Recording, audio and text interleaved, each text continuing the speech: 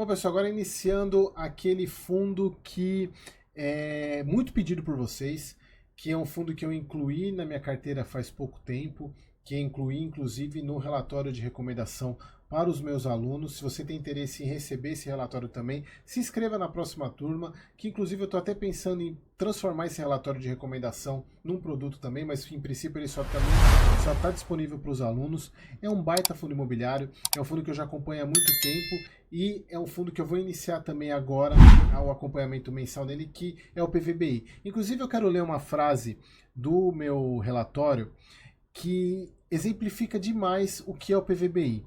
Estratégia do PVBI é bem simples e bem sucedida. Fazer o simples de maneira excelente, ou seja, aloca capital em ativos de alta qualidade, em regiões de maior atratividade e, por consequência, menor vacância.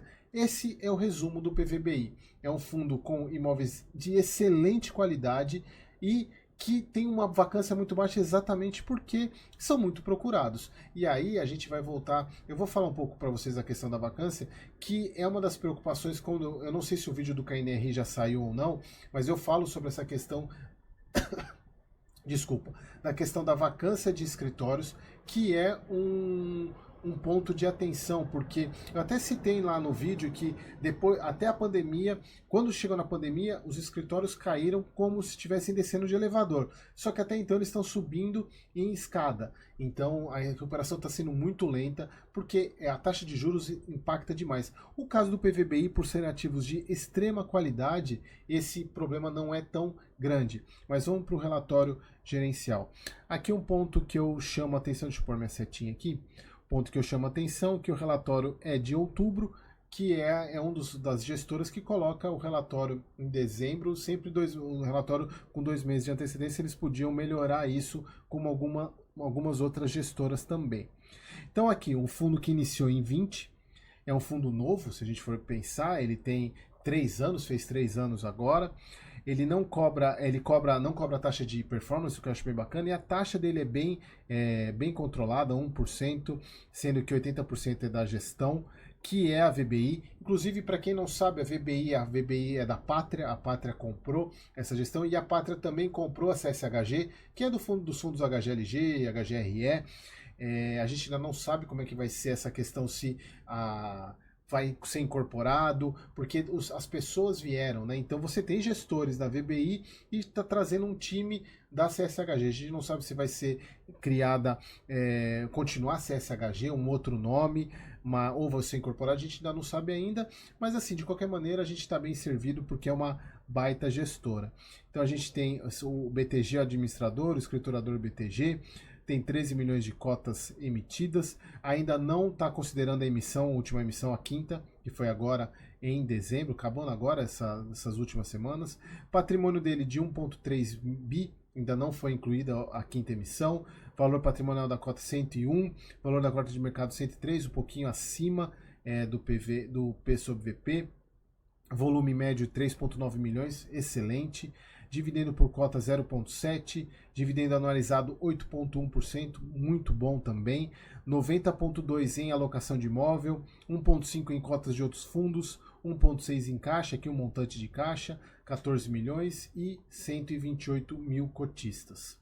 Aqui o desempenho do fundo, a parte de comentário da gestão, eles falam aqui do dia 31/10, que exatamente aquilo, o rendimento de 70 centavos por cota. Na parte comercial, o yield deles, ou VALT, é de 4,5 anos, porque são contratos típicos, então normalmente o VALT para contrato típico é menor. A parte de obras, eles falam da relação das obras do Union, que eles receberam o ABITSE, então está a entrega, mas só que ainda tem alguns pontos a terminar, então a obra prevista para entregar agora nesse mês de dezembro. O ativo Union assinou 2 contratos de locação, que esse é o ativo que, se eu não me engano, acho que é o único que é 100% do fundo. A parte de sustentabilidade, que eu tenho falado bastante para vocês em todos os vídeos, não adianta querer fugir disso. Por serem prédios 99% AAA, todos os prédios possuem certificação, então são prédios extremamente sustentáveis, então não tem como fugir disso. A gente precisa buscar e que os fundos imobiliários entendam que isso é importante. Bom, aqui a parte da linha do tempo dele, veja que ele começou lá em 2020 e a gente já está aqui em setembro com a quarta emissão, embora a gente já tenha a quinta emissão agora em novembro, dezembro, que ainda não entrou, exatamente para a conclusão da compra do The One, que é esse prédio aqui. Aqui vocês vejam que ele vem com um aumento pequeno, mas vem aumentando o rendimento até porque ele vem diminui a vacância, então diminuindo a vacância você consegue aumentar os rendimentos, e ele tem um rendimento, um dividend yield tranquilo, nessa casa de 7,5 a 8,1, que é bem conservador e é bem tranquilo para ter esse tipo de fundo. Aqui a parte de performance da cota, obviamente, ele está perdendo para o CDI um pouquinho, porque é o fundo de 2020. Então a gente está pegando o Selic a 13,75 há quase 2 anos. Então é injusto comparar com essa Selic tão alta. Se a gente pegar fundos mais antigos, eles dão um banho no CDI. Obviamente, um fundo que começou em 2020, aliás, qualquer ativo que tenha começado nesse período vai perder o CDI, porque o CDI é muito alto, então não tem, é uma comparação injusta. Aqui a liquidez do fundo, como eu falei, 3,9 milhões, muito tranquila, muito maior até que outros fundos mais antigos. Aqui o número de cotistas em crescente, que é bem bacana, porque isso faz com que a liquidez também aumente.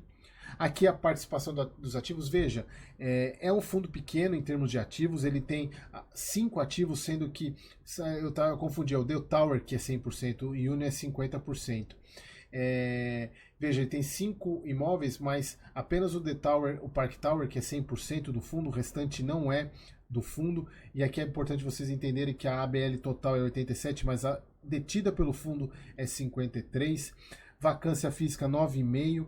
E aí a gente volta para aquilo que eu falei no vídeo do KNRI, não sei se já saiu esse vídeo quando vocês estão assistindo. Vacância para fundo de lajes é bem complexa porque é difícil alugar. Mas no caso do PVBI, são imóveis muito bons, então não é tanto problema para o fundo gerenciar essa vacância. Aqui, a questão dos ativos, aqui já é um risco, que quando a gente faz análise de preço, você tem que ter diversificação em regiões, mas embora ele tenha uma região apenas, que é São Paulo, ele está 100% em São Paulo, a gente está falando da maior centro comercial do país, e dentro do maior centro comercial do país, na principal região, que é a região da Juscelino, da Brigadeiro, da Faria Lima.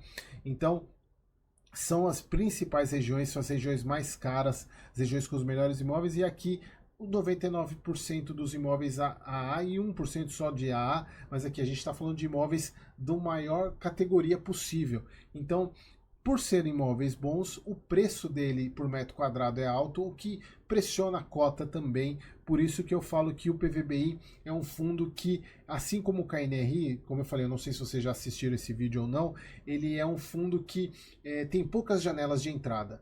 Então a gente tem sempre que ficar esperto com isso. Aqui, que é o ponto que eleva o preço na minha análise, que é os riscos que o PVBI apresenta. O primeiro deles é a questão da não diversificação em quantidade de imóveis.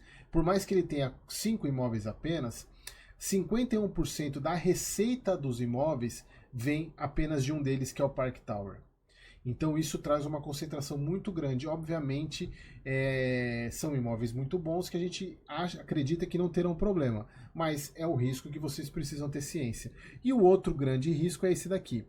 Você tem, além de ter poucos imóveis, você tem uma concentração muito grande em apenas um inquilino, que é a Prevent Senior. 51% da receita do PVBI vem da Prevent Senior. Aí são 2 pontos que vocês precisam analisar. Um ponto é que isso de fato traz uma concentração muito grande para o fundo, que é você ter na mão, na receita do fundo, mais da metade dele apenas em um inquilino. Mas aí entra também uma confiança na gestão, na confiança da proximidade que a gestão tem com a Prevent Senior. Então isso para mim suplanta alguns pontos, mas é um ponto que vocês precisam colocar na avaliação de risco de vocês. E vocês aumentando o risco, obviamente o preço máximo para você comprar o fundo ele acaba caindo, porque você precisa pagar mais barato para que o retorno seja compensando esse risco. Então por isso que eu falo que o PVBI é um ativo difícil de ter preço para entrada. Aqui a questão dos indexadores, a grande parte é no IPCA. Aqui são 2 pontos que eu preciso tratar com vocês aqui. Primeiro, parte de reajuste do contrato, todos eles são em abril, mas principalmente revisional. Lembrando, o que é revisional? Revisional é um ponto de característica de contrato típico, que é aquele momento no meio do contrato onde a parte que está se sentindo mais prejudicada chama a outra parte para revisionar, para fazer uma revisão do contrato. Se o locatário acredita que o preço do aluguel está maior do que ele alugaria em outro local, ele chama o fundo imobiliário para fazer um reajuste para baixo. Se o fundo imobiliário entende que os imóveis da região se valorizaram e o preço de mercado do aluguel está abaixo do preço de mercado, ele chama o inquilino para fazer uma revisional para cima. Então aqui é um ponto que a gente tem que tomar muito cuidado, porque como eu conversei com vocês no KNRI, a revisional para fundo de logística, e grande parte dela é agora em 2024, assim como no KNRI também, da parte de escritório, a gente tem que ter bastante atenção, porque no caso de escritório, a tendência é uma valorização para baixo, um reajuste para baixo. Aí entra um ponto que eu falei no KNRI que provavelmente não aconteça aqui no PVBI, porque a gente está falando de imóveis de extrema qualidade, tudo AAA. Então aqui é capaz de acontecer o contrário do que pode acontecer com o KNRI, que é uma revisional para cima nos contratos. Então a gente tem que ficar de olho nisso, porque é um ponto de atenção que pode ser bom ou pode ser ruim, a gente tem que prestar atenção nesse próximo ano, principalmente porque toda a parte de revisional, 77% dela, está agora para 2024. A maior parte dos contratos de locação para o vencimento acima de 2030. Aqui a questão da alocação deles de fundos imobiliários que ele tem, que é a participação de outras, que eles colocam a participação em outras lajes, que é através de outros fundos imobiliários.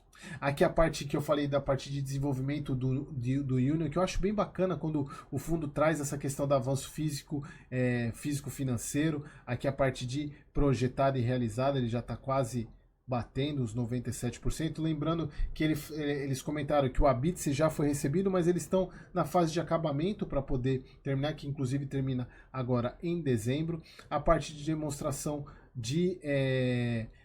dos resultados aqui é legal, que eles colocam mês competência setembro, mês caixa outubro, parte de receita imobiliária, despesa, aqui a parte de resultado, o lucro líquido, aí eles fizeram uma reserva, resultado distribuído 0,91 e o resultado distribuído 0,77, e aqui vejam quanto que ele já distribuiu.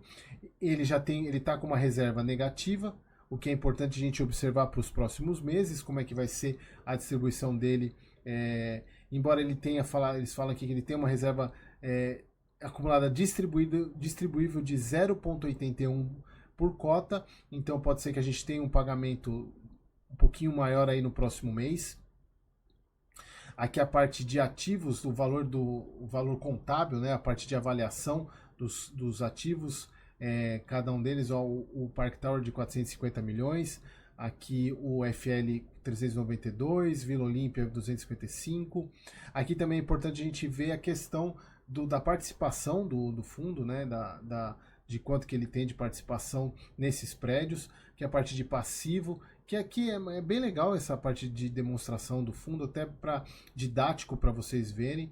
Aqui a parte aqui que eu volto a falar na questão da ESG, que manteve o rótulo de fundo ESG com o parecer da NINT. Apenas 1% dos fundos brasileiros já são rotulados como fundos ESG. Então, olha só, é um fundo que precisam, é o futuro, não tem como fugir disso. Isso também vai facilitar a questão de crédito para esses ativos, então não tem como fugir desse ponto. É muito legal. Esse é um dos pontos positivos do PVBI. Em comparação com outros fundos imobiliários. Aqui somente o detalhamento dos ativos, né, quando que foi construído. Ó, aqui é legal que eles falam as certificações, os diferenciais sustentáveis, a iluminação sustentável, reuso de água. Aqui também a LEED. Veja, todos os prédios são bonitos, né? A gente pegar as fotos aqui, Park Tower e Union Faria Lima. Todos eles têm praticamente certificação. Acho que esse daqui é o único que é o A, daquele que é o Vila Olímpia Corporate, que ele é o A, se eu não me engano, daquela classificação. Aqui o The One, que é um prédio que está nessa última emissão para poder finalizar a aquisição dele. E aqui o finalzinho do relatório. Mais um relatório, mais um fundo que está entrando na análise mensal. E vejam, é um relatório, é um fundo bem simples, como eu falei para vocês. Ele é simples e eficiente, mas ele tem a característica de ser difícil arrumar preço de entrada, tá bom? Espero vocês no próximo vídeo.